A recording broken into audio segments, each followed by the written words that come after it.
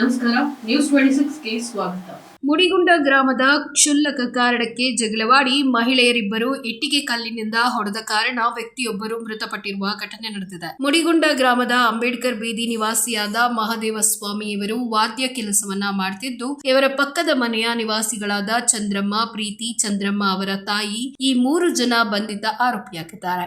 ಈ 2 ಕುಟುಂಬದವರಿಗೂ ಕಳೆದ 2 ವರ್ಷಗಳಿಂದ ಸಣ್ಣ ಪುಟ್ಟ ಜಗಳಗಳು ಆಗುತ್ತಿದ್ದ ಕಾರಣ ಸೋಮವಾರ ತಡರಾತ್ರಿ ಸಂಜೆ ವೇಳೆ ಮಹದೇವ ಸ್ವಾಮಿಯವರ ಮನೆ ಮುಂದೆ ಪೈಪ್ ಲೈನ್ ಮಾಡಿದ ಕಾರಣ ಆಟೋ ಬಂದ ವೇಳೆ ಆಟೋದವನಿಗೆ ಇಲ್ಲಿ ಆಟೋ ಓಡಿಸಬೇಡ, ಪೈಪ್ ಲೈನ್ ಒಡೆದು ಹೋಗುತ್ತೆ ಎಂದು ಹೇಳಿದ್ದಾರೆ.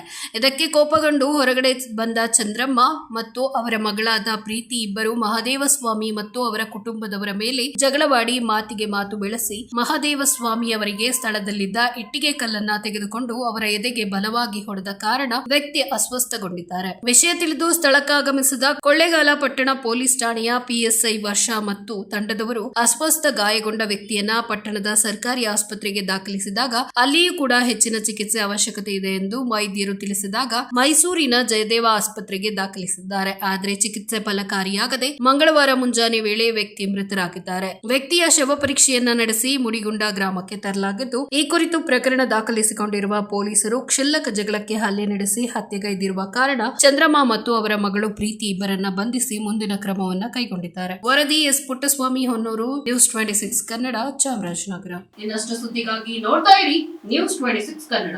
ನಾವು ನಿಮ್ಮೊಂದಿಗೆ.